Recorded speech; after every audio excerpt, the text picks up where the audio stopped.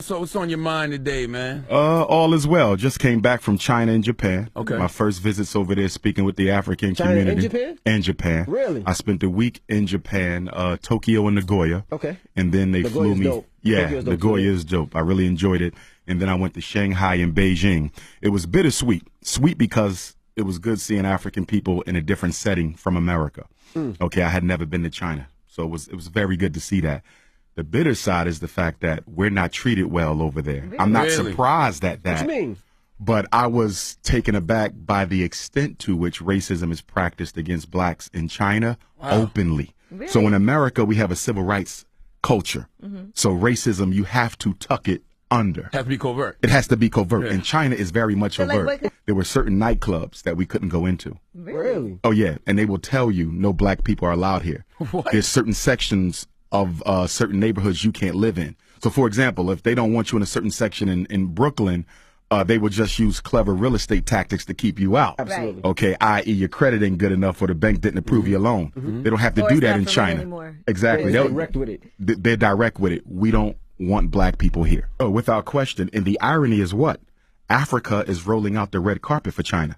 I mean, they're taking over the Caribbean. They're taking over They're Africa. definitely taking over the Caribbean. They're all in South Africa. In fact, Mandarin is now an official language in the Republic of South Africa. Zulu isn't. Xhosa isn't. So the indigenous languages are not taught in the school, but Mandarin is. That speaks to the influence of China, but they don't roll out the red carpet for us in China. We're the first to build every civilization everywhere. So I don't care if you're in Mexico, if you're in Europe. Who were the first Europeans? The Grimaldis of Africa, who migrated 20 to 40,000 years ago, and in the process of climatology, lost the pigmentation, the deep pigmentation that we have. So no matter where you go, we were the first people there. Is there any place in the world we can go and not experience racism? No, not at all. Even the Because- Caribbean? Not even in the Caribbean. In fact, when I was in Jamaica, I keynoted the Garvey celebration last summer, Ocho Rios. The Chinese pretty much own Jamaica. I mean, the Jamaican government is giving them concessions, land concessions. They're building hotels, beach resorts.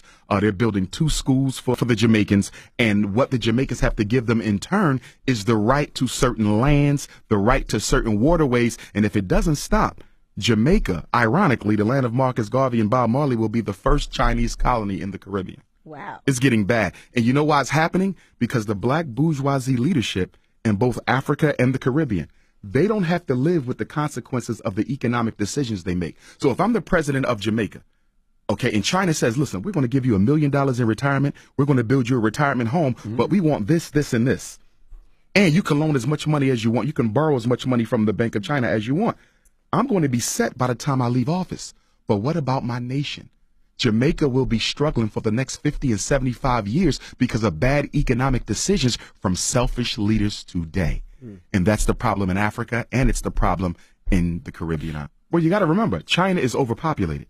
So it's always looking for opportunities to dump some of its excess population. Right. And you know what's so sad? Chinese will come to South Africa poor with nothing. And in 3 years, they're owning 2 and 3 major businesses. Because what happens is when the Chinese come, they employ their own. They don't employ indigenous African labor. But this is exactly what the heads of state tell black people. Let the Chinese come to Jamaica. Let them come to South Africa. They're going to give you guys jobs. The jobs never come. They bring their own population, which makes sense from their perspective because they have so many people that need a place to go outside of China. So they're showing up broke and going back home as millions.